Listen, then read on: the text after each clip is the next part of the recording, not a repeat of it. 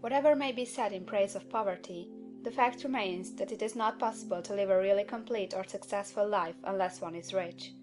No man can rise to his greatest possible height in talent or soul development unless he has plenty of money, for to unfold the soul and to develop talent he must have many things to use, and he cannot have these things unless he has money to buy them with. A man develops in mind, soul, and body by making use of things, and society is so organized that man must have money in order to become the possessor of things.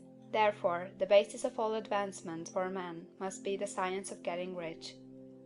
The object of all life is development, and everything that lives has an inalienable right to all the development it is capable of attaining. Man's right to life means his right to have the free and unrestricted use of all the things which may be necessary to his fullest mental, spiritual, and physical unfoldment, or, in other words, his right to be rich.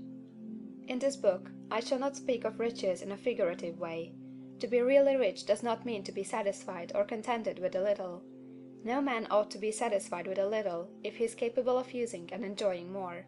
The purpose of nature is the advancement and unfoldment of life, and every man should have all that can contribute to the power, elegance, beauty, and richness of life. To be content with less is sinful. The man who owns all he wants for the living of all the life he is capable of living is rich, and no man who has not plenty of money can have all he wants. Life has advanced so far, and become so complex, that even the most ordinary man or woman requires a great amount of wealth in order to live in a manner that even approaches completeness.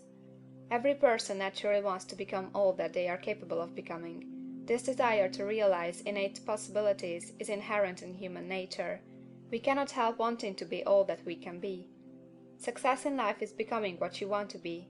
You can become what you want to be only by making use of things, and you can have the free use of things only as you become rich enough to buy them. To understand the science of getting rich is therefore the most essential of all knowledge. There is nothing wrong in wanting to get rich. The desire for riches is really the desire for a richer, fuller, and more abundant life, and that desire is praiseworthy. The man who does not desire to live more abundantly is abnormal, and so the man who does not desire to have money enough to buy all he wants is abnormal. There are three motives for which we live. We live for the body, we live for the mind, we live for the soul. No one of these is better or holier than the other. All are alike desirable, and no one of the three, body, mind, or soul, can live fully if either of the others is cut short of full life and expression.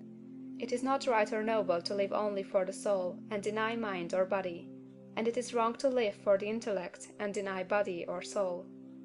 We are all acquainted with the loathsome consequences of living for the body and denying both mind and soul, and we can see that real life means the complete expression of all that man can give forth through body, mind, and soul. Whatever he can say,